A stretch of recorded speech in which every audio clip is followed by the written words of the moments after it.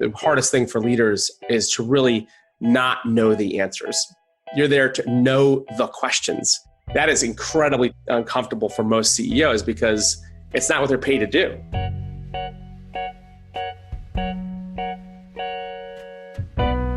David Kidder has an adage. His life's work isn't all about him.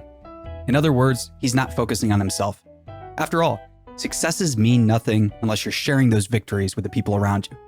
David's mission is a simple one: to help enterprises build the ever-elusive, new, profitable business units. In today's business world, the average lifespan of a Fortune 500 company is under 20 years. Of the Fortune 500 firms that existed in 1955, 88% are gone. The reasons why are many, and finding the answers is tough. In order to increase their health span, established enterprises must incubate, launch, and acquire new products and services. But creating something new and bringing it to life from inside a large established corporation can be challenging. Sometimes the existing cash cow, operational efficiency, and bureaucracy kills whatever new profit center might become before it has a chance to mature. David knows all of this too well. As an experienced entrepreneur, co-founder, and CEO of Bionic, he sees these problems firsthand. On this episode of Hidden in Plain Sight, David joins me for a candid conversation about the challenges big businesses face today, his book, New to Big, and the role that data plays in all of this. Let's jump into today's episode of Hidden in Plain Sight with David Kidder. This season of Hidden in Plain Sight is brought to you exclusively by our friends at Splunk, the Data to Everything platform. Splunk helps organizations worldwide turn data into doing. It's time for data to be more than a record of what happened. It's time to make things happen. Learn more at Splunk.com or by clicking the link in our show notes. David, welcome to the show. Thank you for having me. I'm very grateful to be here and excited about our conversation today. I'm excited to talk to you, and I think it's really interesting that you're returning to work. You're getting back out there in New York, and the economy is coming back, or is it a little bit, what's the hesitation here? I would love to get your take on it. David, how are you? I'm well. I am back in my office here in our beautiful space, which is largely empty. But we have a couple people here today with me, which is wonderful. And just trying to get back to a little bit of normalcy, kind of Monday, Tuesdays here, and the rest at my home in Westchester, where my wife and 3 sons are with me there. So, but the city's coming back a little bit, but definitely feels smaller right now. And so the next decade is going to be quite interesting as we restore confidence and community here. I couldn't agree more. So restoring, confidence and community, I think those are really interesting topics. And the work you do is kind of related to that, right? Like it's when you're going into an enterprise, when you're working with them, helping them through a digital transformation or thinking more entrepreneurially, you really have to focus on that community aspect. So I'll let you take it away here, but tell us about what you do and the work. Yeah, so I've been an entrepreneur for 25 years, had 3 venture-backed startups, 2 worked, 1 didn't, and then been scaling up Bionic now for 7 years to a little over 50 people. And it's like a collective private army of entrepreneurs and venture capitalists, and we work with some of the largest companies in the world at the CEO and leadership level, refounding them. And we do that work both in mindset and systems around this idea that we wrote in a book called New to Big, which is the idea that the big to bigger of large organizations is really about efficiency.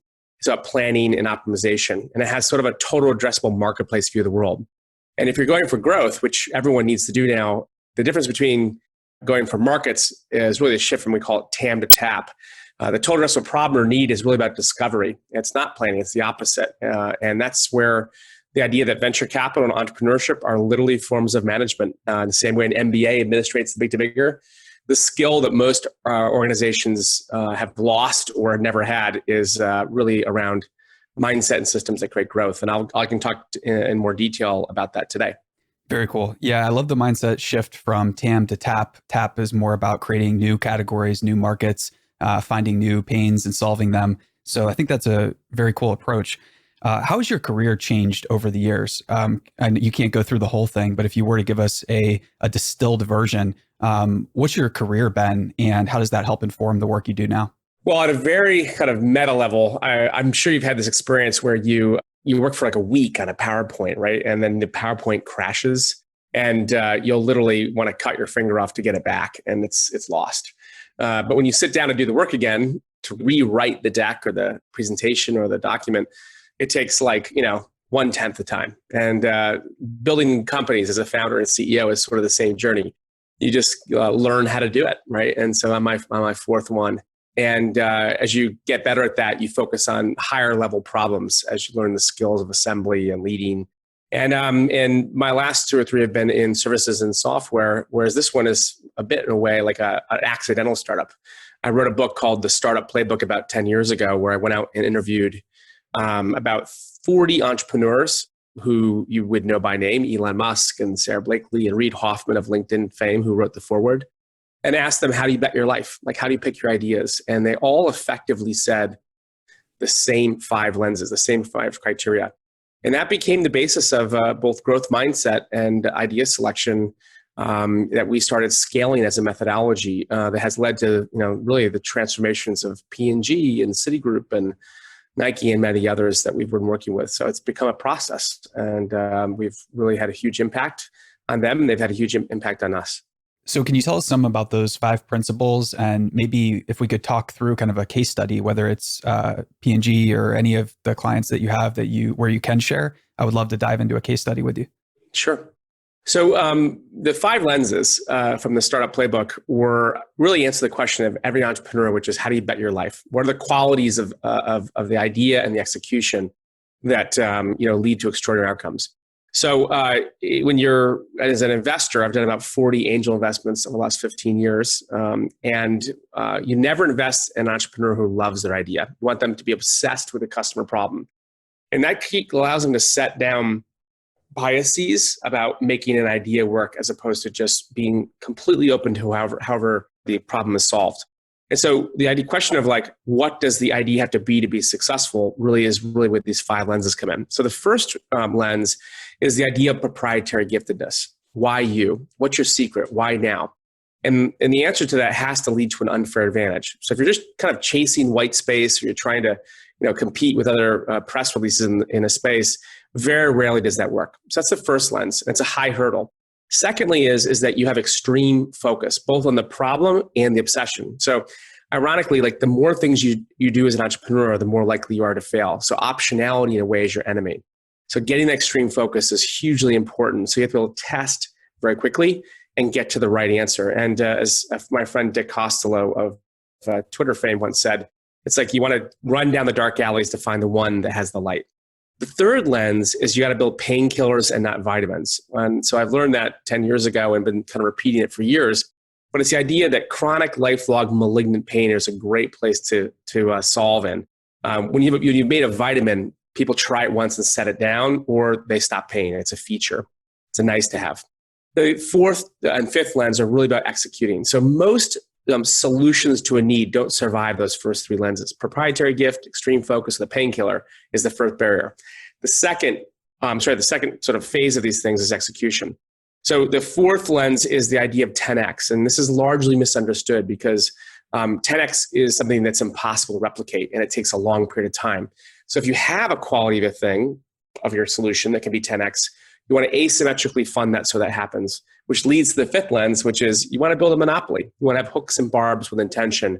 So customers stay with you long enough where they feel the impact and you can solve the whole problem.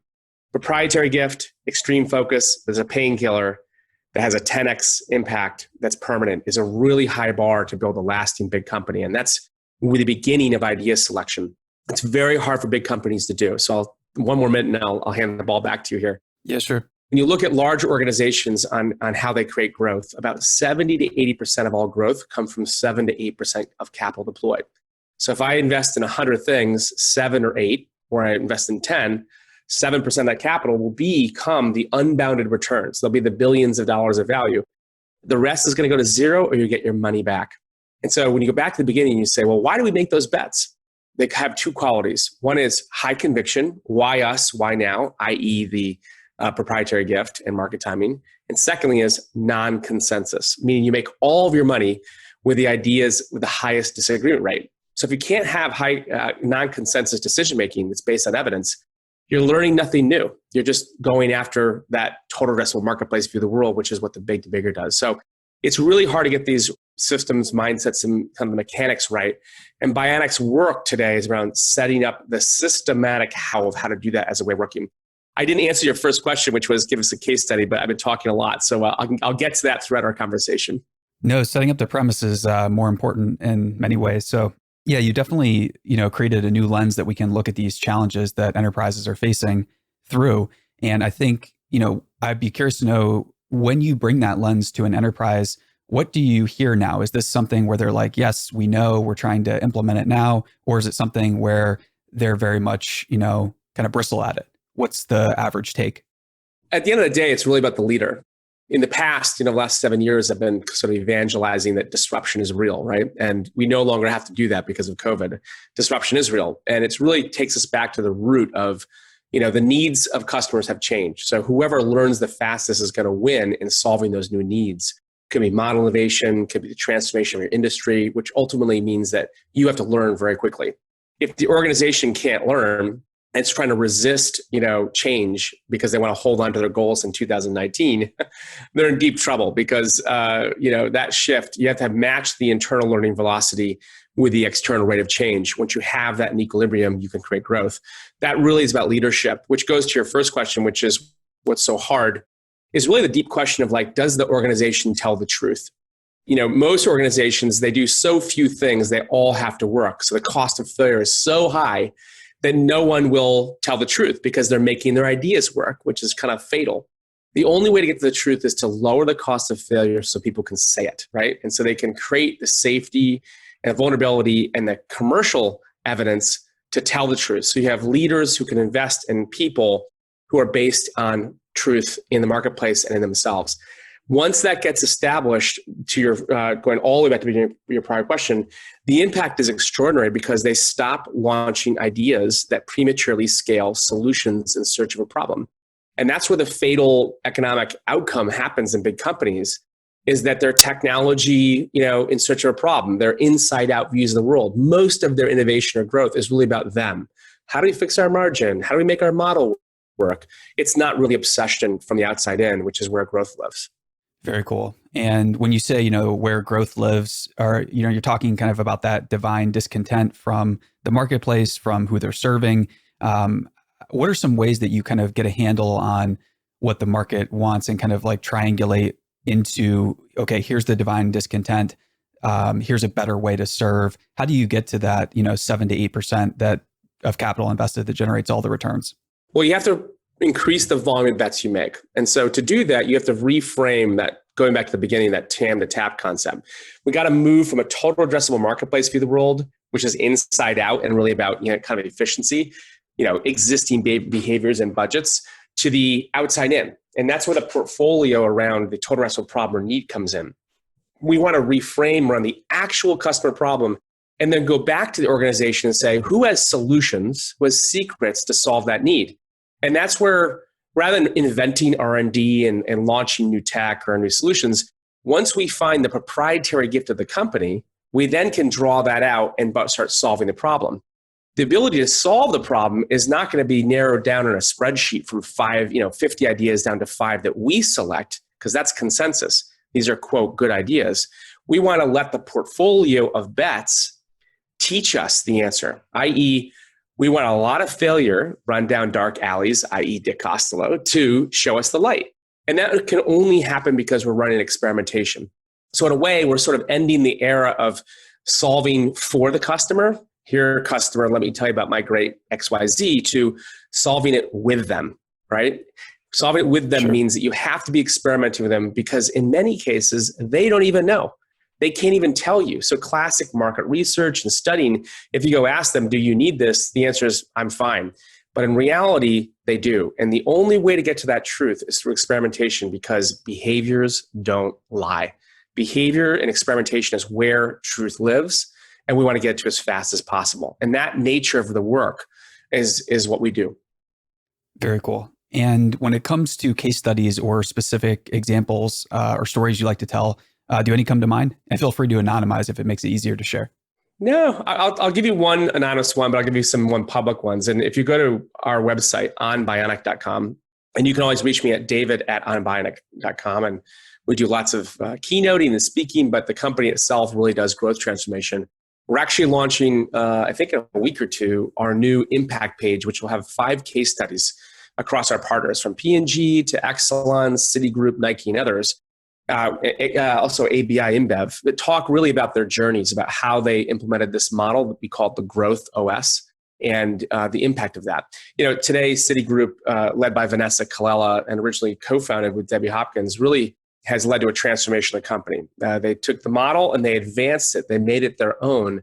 But ultimately, they have investment bodies we call growth boards, funding portfolios, which is framed in the work of discovery, we call it Discover, and they have armies of entrepreneurs, right, that are learning how to validate, which is effectively lean for enterprise. So that growth board with Discover plus Validate creates an operating rhythm we call the Growth OS that allows leadership to meet with solutions to problems to create growth on a regular basis, kind of every 60 to 90 days. The fourth element of that piece, Growth Board, Validate, Discover, is called Growth Ops, is the ability to go fast. We want to bring the functions, marketing, sales, regulatory, compliance, et cetera, into a place where they themselves can go fast because their job in many cases is to de-risk the company. But if we can lower the cost of risk, they can launch things on a single contract for 100 customers as opposed to millions. And that creates the speed. We have a partner today in the CPG food space that would take a year to get to marketplace with new ideas that now can get to first dollar revenue in 17 days. In the case of Citigroup, they're launching over 100 startups a year across their P&Ls. And Vanessa's built a whole venture group launching some extraordinary startups that are based on the proprietary gift of the company. In the case of ZX Ventures, which is the disruptive arm of ABI led by Pedro Arp, that whole team has scaled this to a couple thousand people now and single-digit billions in revenue, doing this work at scale. And they've invested in portfolios of needs and problems where they're rediscovering the question of why us. And they've gotten that answer. It's really incredible to see the whole organization, both in growth mindset and entrepreneurism, become how they lead the organization. It's amazing. Very cool. And yeah, anytime we talk about mindset shifts over hundreds or, maybe starting with just a handful and then getting to dozens and then hundreds of people, that is a tremendous accomplishment.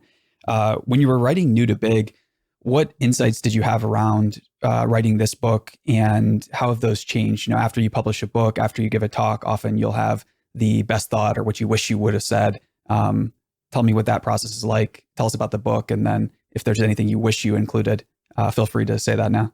Well, it's important to over-communicate, the brains behind this.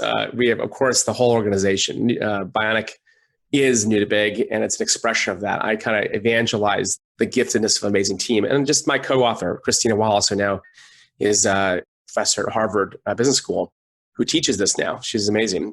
So I had a great team. But I do keynotes now for leadership team, boards, large organizations all over the world. And, within an hour, we can take a group from one fixed mindset to a growth mindset and the ability to really ignite change very quickly.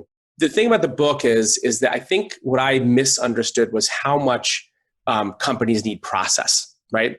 Process creates safety, process creates measurement and predictability. And as an entrepreneur where things are fairly loose until you get to scale, I didn't understand how important it was to get people to tell the truth until they knew where they were on the journey. And that's both for the company as the employees as it is for leadership. They have very different roles. When you're at the top of a company, you're there to bring answers, right? You have accrued incredible learning and experience and you've seen it all. But in the case of growth, you're actually trying to create an environment where in a way you're almost peers with your entrepreneurs. You're there to create unfair advantage, which is what a VC does, with entrepreneurs who are trying to bring new commercial truth. If they can't bring truth, then you're never going to get to new growth, which means you have to sort of break your addiction to being right and become a question-driven leader. And so in the book, we go through the modeling of what that is, both the how, the process, these elements, these 4 elements, but also how to learn how to invest. How do you invest in something that will become a $1 billion outcome? And that exists today. In the venture capital world, you have seed ABC rounds and beyond. But those are the primary ones that kind of get you from like first dollar to scalable dollars. And each one of those stages of investments are about discovery. They're about learning. And so you have to ask a completely different set of questions that are not very often, not even economic in the beginning, to take an idea from a zygote to a 5-year-old to a 10-year-old to an ugly teenager. Each one of those stages is like raising a kid. You can't show up to a 5-year-old kid and say, well, how fast can you run? Will you promise to be an Olympian? Or I'll feed you if you can guarantee it. Like, that's what large companies do. And it's completely fatal. So we fix that, and leadership become growth leaders who know how to invest with confidence in the unknowable. Very cool. And when leaders are beginning to invest in the unknowable and they're getting this started, what are some of the common challenges that you hear, or the kind of growing pains that come when an organization tries to implement this? One is incentives, right? Right today, most organizations at scale are designed and incentivized to defeat risk. So the very nature of creating growth is to embrace risk, but do it cheaply and then make it big. So if the whole company is designed to defeat growth, which I would argue most organizations are, that's a pretty fatal place to start. So you have to really change the way the organization works and thinks and pays as a foundational level if you want to incentivize the transformation that leads to disruptive outcomes. So incentive is huge. Secondly, answers is at the top. Is that the hardest thing for leaders is to really not know the answers, right? You're there to know the questions. That is incredibly uncomfortable for most CEOs because it's not what they're paid to do, right? They're paid to come with answers. And so where do you start is really a very difficult thing for most CEOs to do. But once they have good news, the good news is they're all brilliant. She or he is just incredible at growing for themselves. They can figure it out and get good at this very quickly. And that really just changes the whole company. Once a CEO does something once, it gets repeated 1,000 times. So if she, creates permission or she promotes in a moment of failure, everybody will tell how this amazing, CEO and what she did to this group really enforces safety and learning. And you only need to do it a couple times to change a whole company. Yeah, such a good reminder. So you're out there, you're consulting and you're working and you're really enabling so many of these different enterprises. You're giving speeches. What's your learning routine like? I'd imagine, you're talking to people, listening to podcasts, reading books. How have you gone about formalizing that routine over the years so you're getting yourself the best information or the most useful information? I have this thing called my own operating system, the KOS, Kidder Operating System. I'm working on this with my 3 sons. Well, 2 of them are now teenagers. So whenever I look at failure in myself or them, or I miss something, I don't look at the actual outcome. I look at the system. And so you're asking the right question, which is, what's the system of learning? So I have very specific systems that I use to collect understanding, learning insights that are sort of like slow, medium, fast sort of speed. So on the slow side is just, I listen on Audible, probably 30 to 50 books a year. I'm medically ADD. And so it's easier for me to learn that way. On the fast side, I use Google Alerts. I have Google Alerts for all sorts of my partners, but my team and ideas. And so I bring information into my life very quickly. I'm a complete addict for a bunch of different websites, very broad range, left and right, center. Then on the slow learning side is just really, white papers. I do follow pretty deeply the academic research in learning and bias. I have an amazing board of advisors, which includes some of the thought leaders in the world, who are, Adam Grant out of Penn and Linda Hill out of Harvard, Justin Berg out of Stanford, Jenna McChrystal of the McChrystal Group. So I'm very blessed, very fortunate to have just an amazing Rita McGrath at Columbia. Very blessed to have some amazing people who I get to converse with on what they're learning. And so I think this is an example of the ecosystem of data you pull to you, the ecosystem you participate in, but also that you've built around you that accelerates your learning velocity for yourself. Well said. That's an amazing board and support group there. So when you are thinking about collecting the data or enacting a system inside an organization to collect data around this, I would imagine this is where it gets challenging, but also very rewarding. What type of data are you going about quantifying and trying to, have on hand with your partners as you build these bets? Let's just frame that in 2 different data sets. So the first one is, and probably I would say most important, is that TAM to TAP concept, which is, how do we value a marketplace that has not yet emerged, right? That's the TAM to TAP. So marketplace that exists, we can measure because there's budgets, there's behavior, you can talk to it, people understand it. But in the reframing of a marketplace around a customer problem or need, very often there's a distinction between the actual value of the behavior commercially today and what it's becoming, the size of it. So in that context, you have to be able to do the experimentation and then build up cases that prove how big is the total addressable need in the world for something. And then you lean into that with your scale. So that's one area of measurement. The second is just about how do you lead growth at an organizational level in the same way you lead efficiency. So when you have lean manufacturing, you have Six Sigma, you have all these tools. Most organizations, ERP systems, CRM, supply chain, they look at data all day long as tools to manage what's happening and how do they make decisions. It's hard data because it's being experienced in real time. Growth is dealt with in sort of more softer outcomes that happen a little slower, but really because discovery takes time. There isn't empirical data on a real-time basis, but there is data on day-to-day, week-to-week basis if you know how to measure it. So the key KPIs across the stages of ideas or solutions to a need could be the case of user adoption, repeatable cycles, ideas like we call the God metric, which are usually baskets of metrics that signal the growth rate of an organization. Maybe that not economical, but they may be market share or market demand.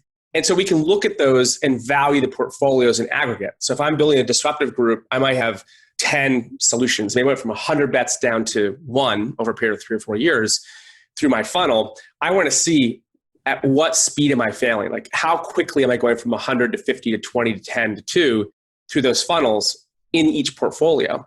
And so then I need to roll up that number and say, great, I have 2 billion in revenue, 1 billion, 5 billion across 10 ideas, which is growing the fastest. So how do I allocate my resources? Those are very empirical things. But I also have to look at the organization, right? I need to see like, what's my cost of learning? What's my cost of talent, development? When I'm putting 100 kids in art class, who can I find out in 5 minutes who can draw, right? It's a metaphor for entrepreneurship. You don't need the whole company, but you do need the special forces. And so I want to build skills and capital and measurement so I get the right people in the right jobs to create growth. And so those are another area of measurement that I think we've mastered at Bionic with our partners at scale that I'm pretty sure no company in the world has done today, at a way that a company as big as P&G or otherwise can lead and manage growth in the same way they do the big to big efficiency model. That's fascinating. And David, if we shift back a bit to your time as co-founder and CEO of Clickable, are there any stories or times from those days that inform the work you do now or lessons that you reflect on where you're like, wow, that's really, really helped me for decades after that. I had no idea it would. Any surprising stories there? Oh my God. I mean, we need another podcast series on that journey. Yeah, I mean, I would say that the entire startup playbook came out of that journey.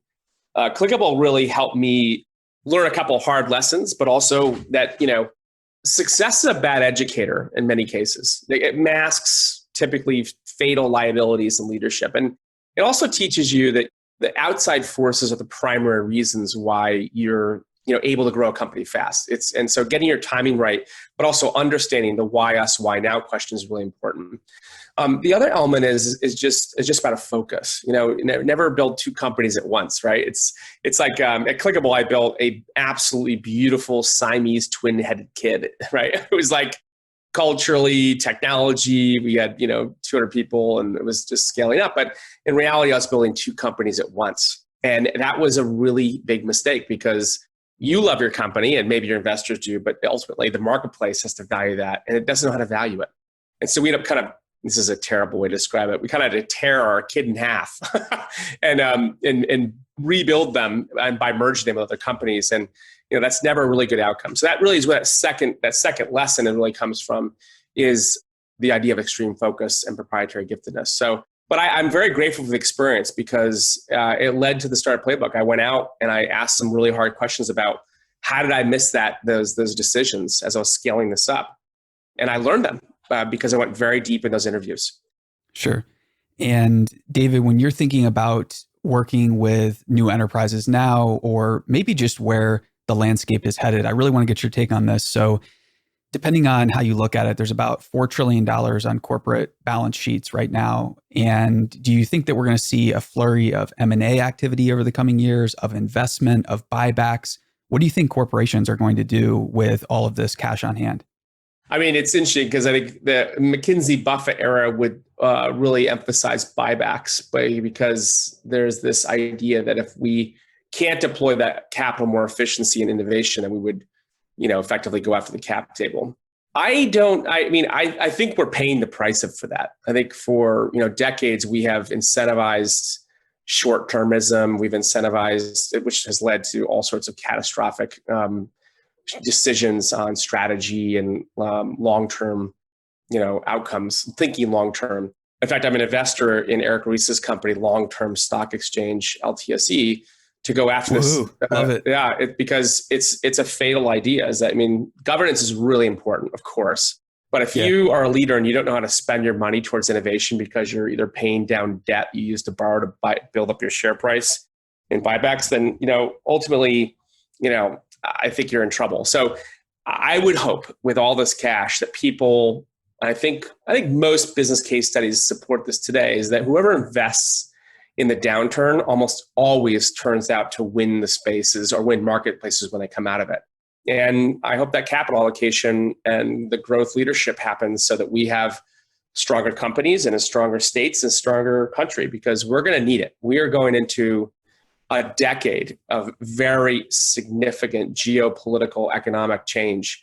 And we have to have incredible foundational strength on the balance sheet, all the way to the mindset of leaders to get through this. And we're going to need to invest to do that. So I hope they deploy it well. Completely agree.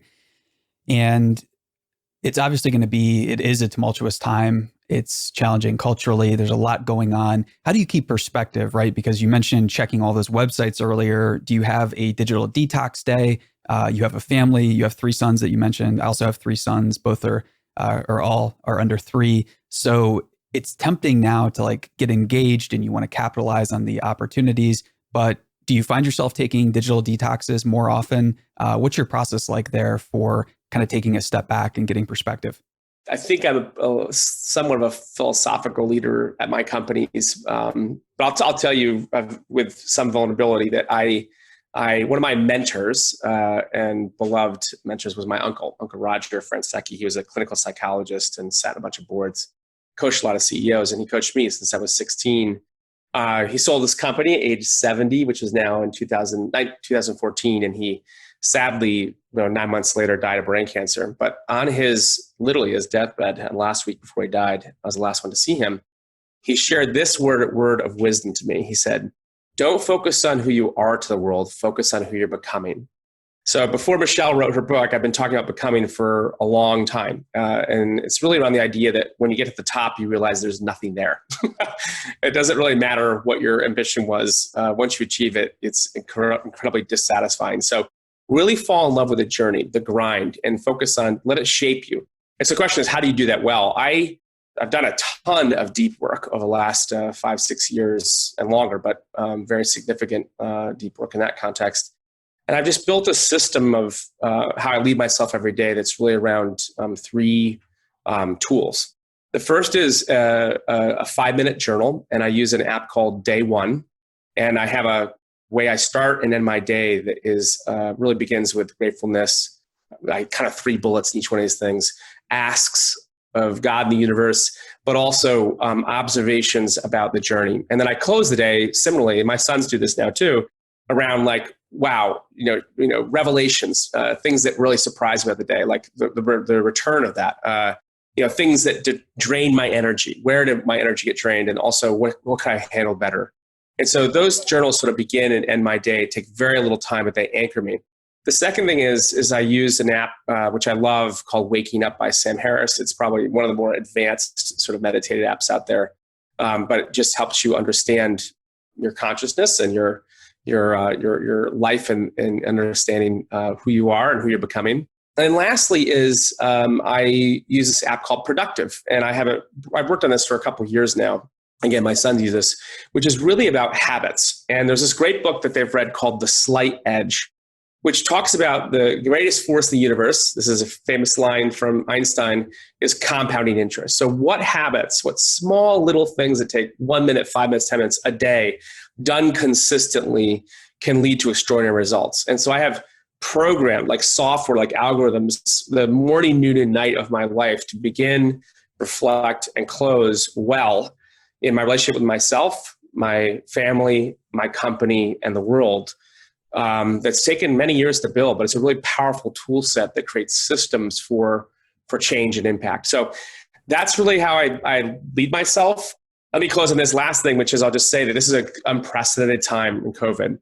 And so I think we all are sort of, anybody who says they're thriving right now, I don't believe it. I think we're all surviving. You know, when you're in the box of knowable and unknowable, controllable and uncontrollable, what matters more than anything right now is really two questions. One is, what is your purpose? Because if you can't plan for something, getting to the top of something, which we now have to set down, which I think is a good thing, your purpose matters more than anything because it's your North Star. And secondly is, as that box of controllable and knowable gets smaller around what we actually can influence and the tsunami of change that's happening, the only thing you can do is it can affect is your choices, which is kind of Viktor Frankl's man's search for meaning, which means it asks the question, what is the next right thing every day, starting over, not with long-term ideas, but with what is the next right thing I need to do in order today into my purpose. And that's really how I'm leading myself and the company now, is answering those two questions and making sure that they're right when I begin my days. And I use those tool sets to govern my own operating system so that I answer them well. So that was a long answer to a very powerful question you asked. Wise answer. And yeah, thank you for taking the time to go into those details there. You mentioned deep work, and this can mean, so many different things. If you're willing to share, I would love to hear about the type of work you've done, whether that's working with a coach or psychologist or therapist. Would love to hear more about what that deep work is. So I don't know if you've read Michael Pollan's book, How to Change Your Mind, but I encourage you to read it. I'm a huge advocate of, living a spiritual life, and that can mean a lot of things for a lot of different people. And certainly I grew up in a family with strong faith, and mine has evolved over the years quite dramatically, but the spiritual center is still the same.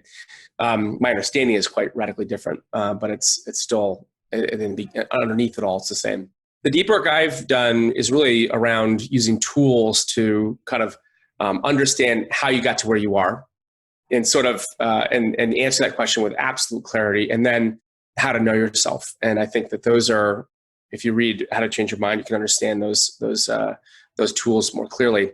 But I would say that the construct I think a lot about now is our view of like our base reality, which is, there's the reality we live in, and that reality, I personally believe, is really the construct that lives. Imagine the letter T, of which the top of the T is our lives, our reality. And the base of that, the T part of it, the perpendicular part, is really our choices. But choices are really just intention. What is the intention of my choice that leads to the outcomes of my life? And so what's underneath that T is really the question of why. Why do I intentionally make these choices that lead to this reality I live in? And until you can answer the why, you really can't change the intention of the choice that changes your life. And so I think the most important work that we have to do in deep work, whether you meditate, pray, get counsel, or you use tools like I have, is to answer the question of why. How did I get here to make these choices, and why do I do them? What I've discovered is that there's typically 2 or 3 things in your life that happen to you very young, and that either create shame in you or create disruption. And for me, it was around a physical scar, and it was about some changes in my family as a very young age that really, led me to perform, right? To cover those hidden shames or those senses of failure, or the things that you want to overcome. And eventually the kind of classic things that make you feel better, the kind of credit or performance or the things that make you feel better, become like dope, right? They become like a dope addict of performance. And eventually you can no longer see yourself because you're covering yourself in performance. And so whether it's your work or your sports, or, for some people it becomes more tragic, addictions and drug, et cetera, they lose themselves in all this, and they no longer can see who's underneath it all. And so you dig a little hole, and you only need a little hole when you're young, but you do that 20, 30 years, you die in the bottom of that hole. And very often people kind of blow up their whole life and start digging again, right? Same hole. So the question is how do you end that?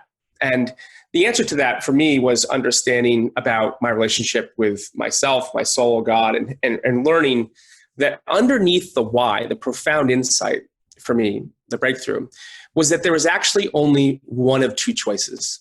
So underneath the T, right, our reality, our intentional choices, and the why underneath that was really only one of two choices, and that was love or fear. And once you can return yourself to this and you can see the question, the relationship you have through those lenses, you can really reclaim yourself and your life by asking the question is, am I leading decisions through love or fear? And especially now where there's fear everywhere and there's control biases and we're just surviving. My counsel people is to back up, deeply think about your purpose, think about doing the next right thing, but most importantly is make decisions in your life that are through abundance and love for yourself, for others in the world, because that sounds sort of soft, but it's actually totally profound when you ask, how am I living and have I lived most of my life as a performance dope act through fear? And to me, that's where the transformation begins. And having been doing this now for several years, it's really been, Bionic is a reflection of this in my life as writing and as where I am in the journey. I'm quite open about that. I don't know if that resonates or not. I know it's a lot, but I could talk about that for hours. Strongly. Yeah. It's such a good reminder. And yeah, I'm a fan of Michael Pollan and recently did some work for PTSD with MDMA. Actually, over the course of the last 6 months, I've dove into that pretty wholeheartedly. And it's just like you mentioned, it ultimately gets back to that love versus fear dichotomy, and dealing with those childhood experiences is so important. Yeah. It's been said that the best investors ask about, markets and products, the worst investors or average investors ask about products. And then the best ones ask about childhoods, and not always, but you kind of get the gist of that. Yeah. And so it's so important. And what a time we have right now to begin that work. Yeah. I mean, this is really the question of proprietary gift. Where does it come from? So this is where you and I are, at least our energies are focused on. So I have done, very significant deep work with MDMA and psilocybin with guides and work. I've never experienced things tribally, but I've used them to sort of drain the conscious ocean. And then, the way I describe it is like, you're kind of bobbing around at the top of the surface in your conscience reality, and like you're human, you're conscious in your meat suit, and and below that is who you are. It's the ocean, and so it covers how you got there, the algorithms, and so MBNA in a way drains the ocean, so you can walk along the topography and geology of your life to understand how you got to where you are and see. And psilocybin in a way allows you to go back to the bottom, dive into the ocean, but talk to the mountains, right? And experience them, not only be known, but to experience the healing of how you got there, but the conversations that you need to have those experiences so you can move forward. And so those are very, very powerful tools I think are totally life-changing, and I strongly encourage people to do them. But I would do them under the supervision of a guide who specializes in them, because I don't think they're recreational things to take on. I think they do them with an absolute intent. Completely agree. Yeah, there's nothing recreational about it for sure, but there is something that's ineffable about it that you just can't put into words. Yeah. But is so interesting. David, this has been a fascinating conversation. Thank you for being generous with your time here. If there is a final thought or call to action you'd like to leave all of our listeners with, would love to hear it. The show's called Hidden in Plain Sight, so would love for you to take it away and kind of tell folks what you're excited about, or maybe give them one piece of encouragement. Thank you for that, Chad. It's very, very generous of you. I would say that, I wrote the purpose of Bionic 7 years ago. It was about reigniting growth revolutions, right? And I always think about that in like startups and money and success to some extent for our partners and for ourselves. But in reality, that work is really about the interior life of the leader. Is that in a way, both for them and for ourselves, like we are the ceiling, we are the permission. And so one of the biggest insights in this entire journey is really creating the permission in yourself to set down old beliefs, to set down old goals, biases, and pick up new ones. That's really at the center of this. And most people kind of, even if they want change, they're kind of like hanging on to one trapeze beam of the past, and they have one hand to the other one, and their arms are being ripped out, and they kind of swing back and forth, but they're really stuck. And so I really just encourage people to, change the permission in your life, you to believe new things about yourself, what's possible. I'm going to continue to write about this and speak about this often. You can get me at david@imbionic.com. You can see Bionic at onbionic.com. You can also reach me at davidsKidder.com. So lots of different places to stay in contact. But most importantly is that I'd let go of the surviving trapeze bar, and I grab onto the thriving and winning one, which is really about permission. So grant yourself the permission to live with responsible abundance and make choices in love. That one's easier to hold on to. David, thank you so much for joining us, and everyone listening, we'll see you next time.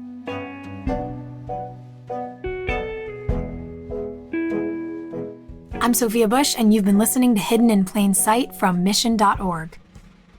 This podcast is sponsored by our friends at Splunk, the Data to Everything platform. In today's data-driven world, every company, big or small, new or old, is sitting on terabytes of unused, untapped, and unknown data.